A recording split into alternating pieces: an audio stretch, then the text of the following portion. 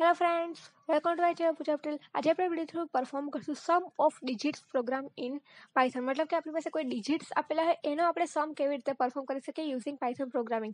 સૌથી પહેલાં તો મેં જુપિટર નોટબુક ઓપન કરી લીધું છે, જેમાં હું પહેલાં તો ટાઇટલ જ આપી દઈશ, hashtag sum of digit program in Python. તો હવે હું અહીંયા યુઝર પાસેથી ઇનપુટ લઈશ. n is equal to input enter the number. હવે મારે આનો ડેટા ટાઈપ ઇન્ટીજર આપવો છે, ધેટ્સ વાય મેં યુઝર ઇનપુટ લેતી વખતે અહીંયા ડિક્લેર કરી દીધું છે ઇન્ટીજર. મારે ફ્લોટ લેવું હોય તો હું ઇન્ટીજર ચેન્જ કરીને ત્યાં ફ્લોટ પણ લઈ શકું છું, પણ મેં એક્ઝામ્પલ માટે સિમ્પલી ઇન્ટીજર જ રાખેલું છે. હવે હું સૌથી પહેલાં તો એક ટેમ્પરરી વેરિયેબલ લઈ લઉં છું, tot is equal to 0, TOT for total. હવે હું એક અહીંયા વાઇલ લૂપ લઈ લઈશ.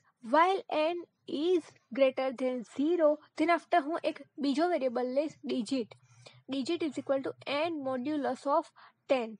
ધેન આફ્ટર હું અહીંયા total is equal to digit plus ટોટ.